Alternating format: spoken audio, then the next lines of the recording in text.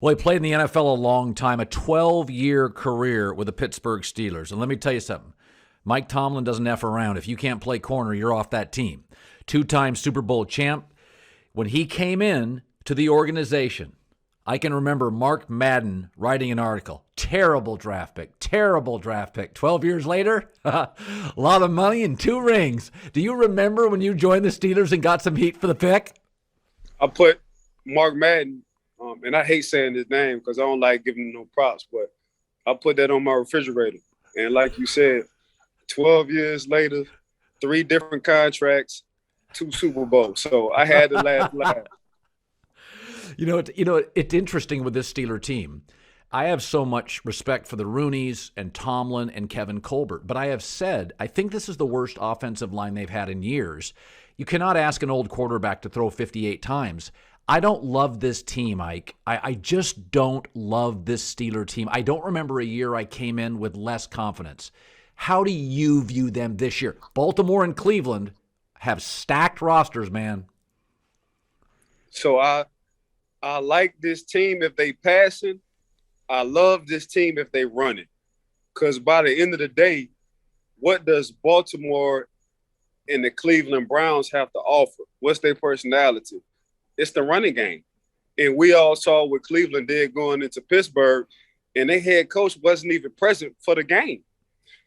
But they stuck to their game plan with the 2 dogs they got between Hunt and Nick Chubb on running the ball, and that's just the personality you need for the playoffs. So if Pittsburgh, now that they feel like they got a running back, regardless of the offensive line, if they can get back to at least trying to run the ball, it will help them. Tomlin has his critics, but he's never had a losing season. He's a very emotional guy. And one of the things I've always appreciated about him, he takes young players. I mean, that front seven's got some young cats. And he's done this with quarterbacks. Duck Hodges. There's something about Mike, his ability to take young players and get them up to speed fast. What is it, and did he do it for you? Simplification. So you know how offenses or defenses, these offensive defensive coordinators, they want to readjust the wheel, reinvent the wheel. Coach T like, nah, if the wheel is round and it's been working for so long, why we need to go back to a square wheel? So he'll simplify, he'll sit down, he'll educate, and he gives Coach T will give who's the offensive coordinator? Who's the defensive coordinator? Okay, this is their personality. This is what they like to do. Okay, if you have a Julio Jones, you got to understand he's a different monster. We get all that. You got to know where he's at all the time. But Sean McVay or Mike McCarthy, these offensive coordinators, what do they like to do? Okay, they like to do this on first down. They like to do this on second down. They like to do this on third down. Once you understand that, and once he simplified that part, the game was 100 times easier. I've been critical of Ben because I don't think he's quite as committed as maybe a Russell Wilson or a Brady in the offseason, but not everybody's the same. I always thought Elway was more committed than Dan Marino. Not everybody's the same. In the Le'Veon Bell AB drama, I said the connecting thread is Big Ben. Maybe Big Ben, not the easiest guy to get along with. Is that a fair criticism? That sometimes Ben likes to... it's kind of his locker room, and if he feels he's getting not enough respect or enough props, that Ben's a little drama. What Aaron Rodgers is looking for, Ben had, as far as like, at least can I have some say so? 7 been having that. Really? So it was never Colin. It was never an issue. 7 to 7. 7 a little different. 7 ain't got to worry about what Aaron Rodgers is going through right now when you want to talk about personnel in front office in the management. If 7 like you there. That's just how it is. And what I've known about 7 is you play 7 in ping pong, he gonna smoke you. You play him in golf, he gonna smoke you. You play him in pickup basketball, regardless of what you want to say or how he look, he gonna smoke you. He's just like a natural all-around athlete. So you like, dang, Seven. Okay, you could have been an All-American basketball player. You just chose football. I can't say that about a lot of other quarterbacks, in the NFL. So Seven prides himself on being very competitive. Now to get back on what you just said, I'm gonna leave it like this. You said it. Well, first of all, let's be specific just for a second. So you said if he likes you, you're in. So I've never heard that. So Ben would go to Kevin Colbert or Mike and say, I like this. I mean, even draft, free agent stuff? Now, it's once you're on the team, you're on the team. Now, you got to – for him, he's not a part of the draft and the personnel part. Once you're on the team and he feel like you're capable of helping the team and himself, we got action. Once he feels like you might be a problem, it's gonna be a little bit hard. You know what I'm saying? So yeah, and that's what I mean. He's not into the drafting because that's how I feel about Kevin Colbert. I feel like he's a future Hall of Fame Ozzie Newsome. You know what I'm saying? Once he retires, but Seven is okay. If you're not gonna be consistent, if you're not gonna come in like me, if you ain't gonna put in the work like me, we got an issue. And in my personal opinion, it's all off of the competitive nature of Seven. Like I say, Seven could have played a lot of different sports, Colin. A lot. And I can't say that about too many quarterbacks in the league and been very successful at it. How was your relationship with Ben? Did you stay mostly on his good side? Him and I were shuffleboard champions in the locker room. see, people think I be talking about Ben. I'm just looking at it probably how you looking at it. So I'm looking at it from a standpoint, okay, you got a young AFC North with 3 young studs, a Joe Burrow, a Lamar Jackson, and a Baker Mayfield. If we can't go on and win a championship right now with Seven at the helm, it's going to be even harder once you find his successor because of the experience of Lamar have, a former MVP, the experience that you see with Baker Mayfield. Now he got a good GM and a head coach. The experience you would have some with a Joe Burrow and what he possibly could do if he stay healthy. That's how I'm looking at it from a general manager standpoint. When you were in the league, sports change quickly. I mean, in the NBA now, you got to shoot threes, you can't shoot twos. In baseball, nobody cares if you strike out. Just don't hit a ground ball. I mean, the league changes. In the NFL now, you're seeing players have more power. Players have a say. Players now are making shoe money. When you look at the current NFL players last 5 years since the time, you kind of moved out of it, the practice isn't as hard. I mean, God, Sean McVay, he doesn't play any starters in the preseason, but yet they've added a game. Do you ever worry about, we're not the NBA here, dude. You got to play hard every week. Do you ever worry a little bit about that the physicality's diminished a little? No, because that's the rules that have changed with the head-ups in the NFL. You know what I'm saying? So we just as players, either you adjust or your ass going to be out of the league ASAP. If me, Ryan Clark, Troy Polamalu, Chris Hope, Casey Hampton, Larry Foote, James Harrison, James Ferrier, if all us was playing right now the way we played, we'll probably be in the league for 3 years because they probably would have took all our money and we would have got suspended for 6 to 8 games, let alone a year suspension. That's just what it is. You know what I'm saying? So with the concussion protocol and they changing, for us it was hit the head, the body will follow. For these guys, you got to lead with your shoulder. So as a player, you just have to adjust, not because you really want to. That's the way the NFL is going right now. Did you ever feel as a Steeler you intimidated offensive players? 100%. Colin, you couldn't fuck around with us, man. You as soon as a player or a coach or an offensive coordinator said, we had to be physical against the Pittsburgh Steelers, we already knew we won. Because that might not have been y'all personality. We knew that we knew that's all our personality was. Smash faces, and we used to call it FaceTime back in the day. And we used to call it catching a body. Who gonna be the first to catch a body? You know what I'm saying? So for us, we looked at it in my time, Colin, like, so you mean to tell me I can take the soul out of another man, physical wise, and not go to jail? Sign me up. Sign me up.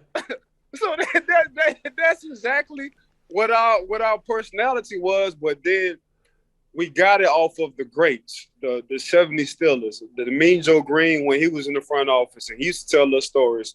The Rocky Blyers, the Mel Blunts, the Lynn Swans, the Francos, how them guys used to play hurt and didn't give a F about who they was playing. It was all about them. So that just triggered us to try to replicate what the old school guys was doing. You know, it's interesting. I always felt Steve Smith of Carolina played like a defensive player. He was one of my favorites. Steve, to this day, Steve was one of my favorites. And we look at it from a Steelers standpoint, because we don't say we drafting football players. We say we drafting a Steeler. So I felt like Steve Smith Jr. was a Steeler off of the way he played. Played with a chip on his shoulder. Yeah. Didn't care about his size. He always mad, but he always made plays, and he always came through with the clutch. You know, being a corner, you're really on an island. You have to have so much confidence. There's no position in football that asks you to be on an island and play with confidence. It was funny. I was talking to LeVar Arrington the other day, and we were just talking about certain guys. He's like, he had great success with some Pro Bowlers, and he goes, but Flozell Adams just ate me alive. Was there ever a receiver that Ike wasn't even maybe a great receiver? There was something about him. He gave you. I remember a guy telling me one time, a corner, that Joe Jaravicious, he's like, Jesus, he was long. He had straight line speed. Somebody told me once that about Ed McCaffrey. Like, you didn't think he was quick, but if he got ahead of you, you couldn't catch him. Give me a receiver to you that was really a tough matchup. Eric Mose from Buffalo. I remember clearly Coach Ray Horton, my defensive back coach, and I was in my prime too, Colin. And Coach Ray was like, now, Ike, I understand you feel like you lift a lot of weights and you're strong in the weight room and blase. But this guy over here, he's a grown man. And I said, Coach, what you mean? He say, he's stronger than what you think. He's faster than how he look. And we played Buffalo, and they threw him a hitch. They threw him like a 5-yard hitch. And I tackled him, and I slid from the top part to damn near his toes. And he picked up, and help had to come to get him down. And I went on the phone on the sideline, and Coach Ray said, what I told you. I said, Coach, you was goddamn right.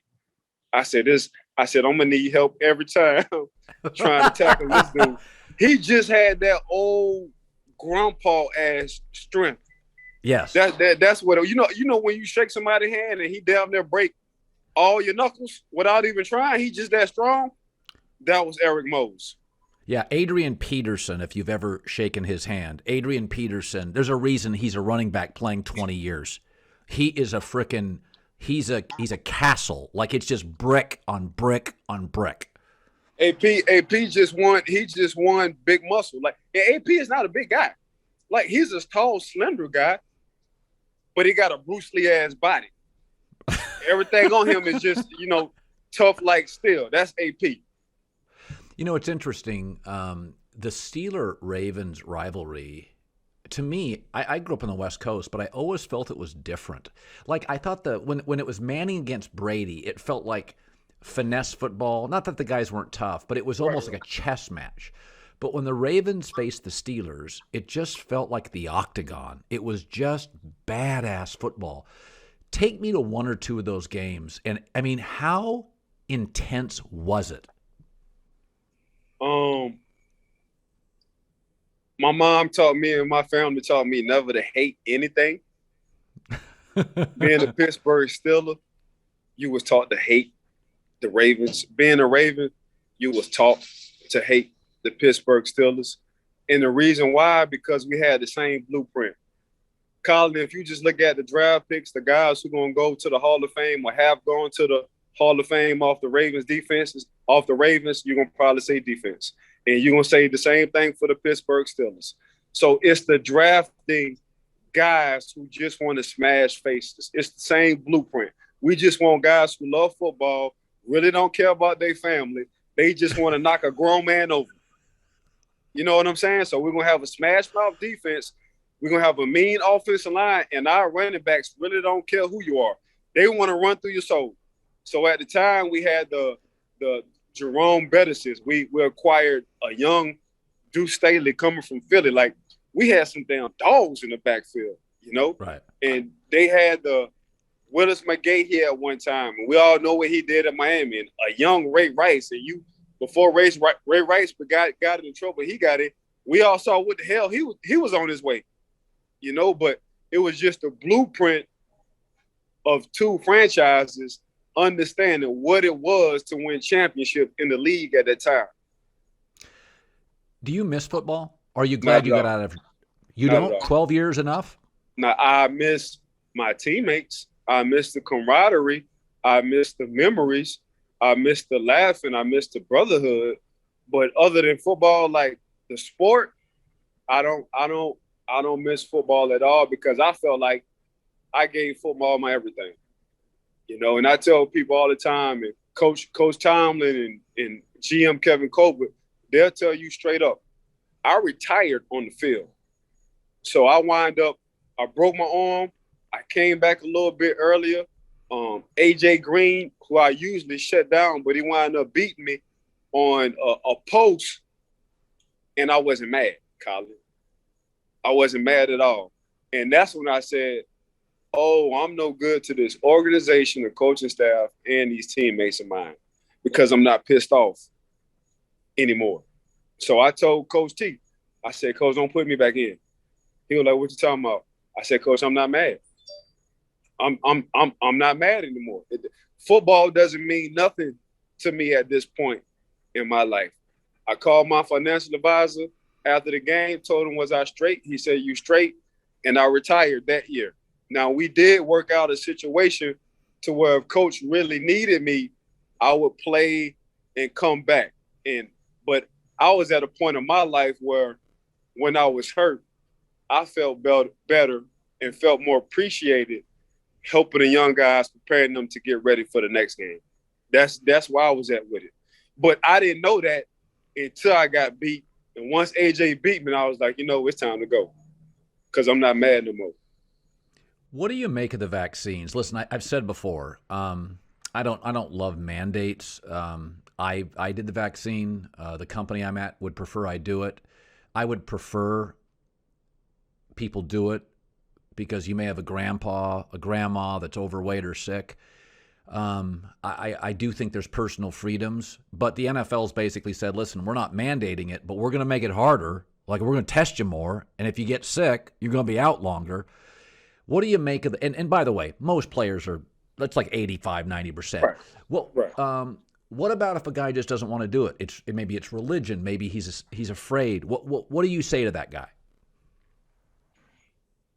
Voluntary / mandatory. We're not asking you to do it, but you better do it. That's what it is. Like, same way with your job, corporate world. We're not making you do it, but you better do it. We ain't gonna say it like that, but we're not really about to stress you doing it, but we're about to make it so hard for you too. If you don't do it, either you're a free agent, 6th, 5th round draft pick, you ain't got the money to chip up $16,000 every time you miss a test or it comes back positive, your ass out. Now, for a guy like me, I probably would have been straight at the time. So, and that's, we call it strong arm.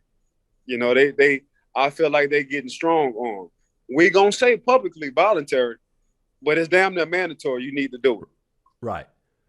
Did you feel sometimes that way with practice or workout? Same thing? Colin, it's when I played, and we talked about it, and we still do. I'm in 2 group texts. I'm in the 05 group text where it's about 30-something Super Bowl champions, and I'm in the 08 group text where it's another 35. My phone keep going dead because I'm looking at 70 guys, and we just talking and reminiscing over the Super Bowls in that season and what happened.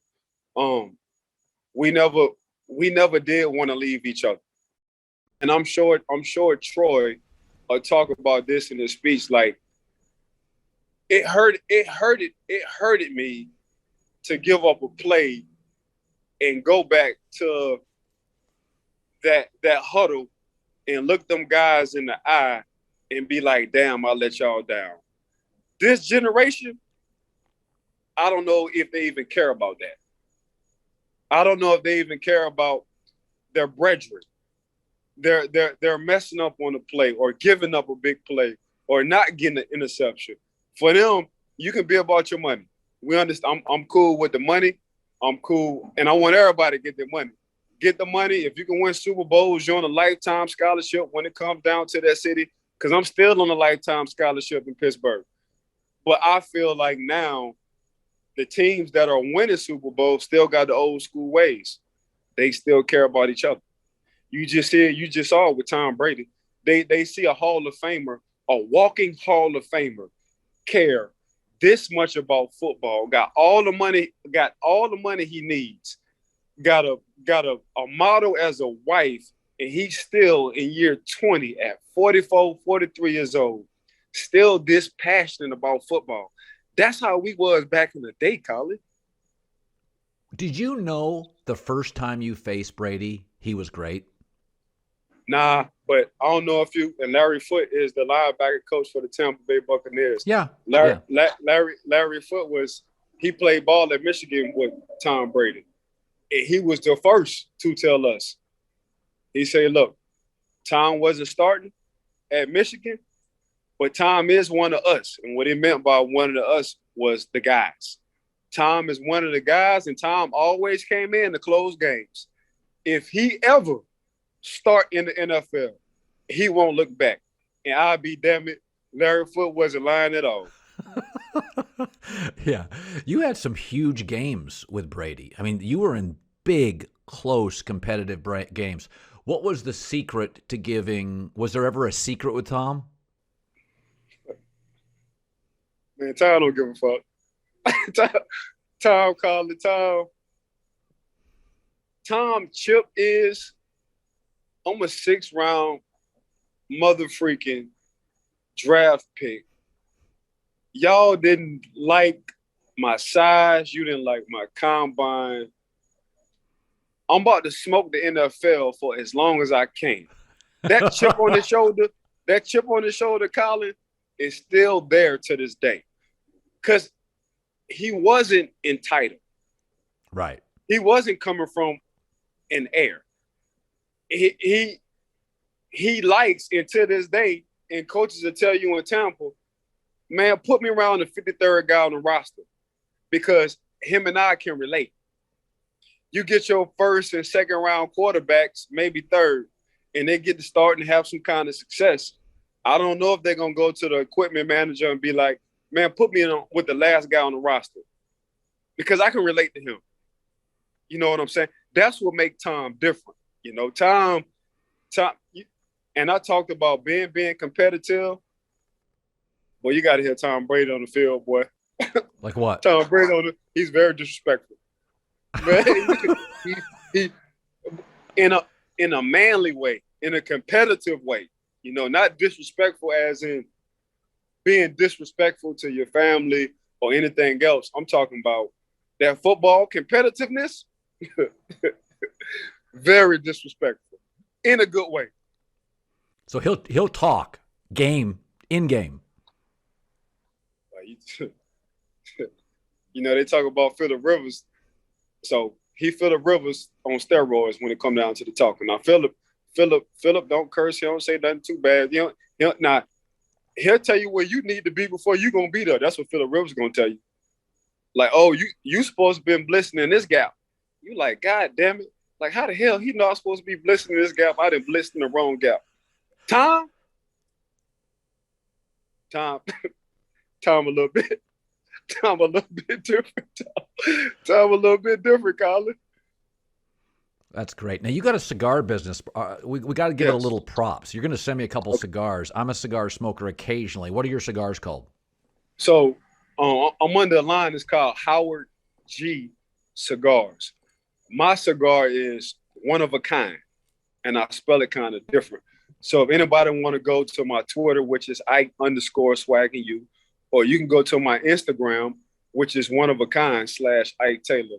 I got my cigar line. Now, I've made my cigar because I'm an avid cigar smoker, and I just wanted to put it on my bucket list. But I didn't know it was going to take off like this. I didn't know the cigar industry was this big. I didn't know people save money just like how they save for trips to smoke cigars. This is something I didn't know, but my process was different, in my opinion, from a lot of other athletes who just put their name on a cigar and you don't hear about them anymore. So, going down to Nicaragua, going to the plant, seeing my cigar go through 420 hands before it gets to the United States, sitting down, smoking 40 different tobaccos, narrowing it down to 10 to get to 2 that I like. So when you smoking my cigar, you smoking my palate. I look at cigars like drinking wine because I love drinking red wine. And the longer you get aged red wine, the better the red wine is. So I said, you know what? I want to do my tobacco like that. So that's exactly what I did. So that's the process I'm in now. But yeah, I saw on your Instagram, you were sitting down talking smack and you were smoking your cigar. I said, man, next time I talk to Colin, I'm gonna make sure I put a few sticks in his hand. Okay, give your IG out again. IG, you can just type in Ike Taylor, aka One of a Kind, and my nickname on mine is Pinot Noir, because I feel like the older I'm getting, I'm looking even better. I'm better with age, baby. Hey man, I love doing this. I love doing it, man. Thank you so much. Anytime, man, listen, bro, you one of my favorites, bro. You are one of my faves. So anytime you just want to kick it and talk, man, I'm here for you. Thanks, Ike. I appreciate you, Colin. All right, we appreciate you, man.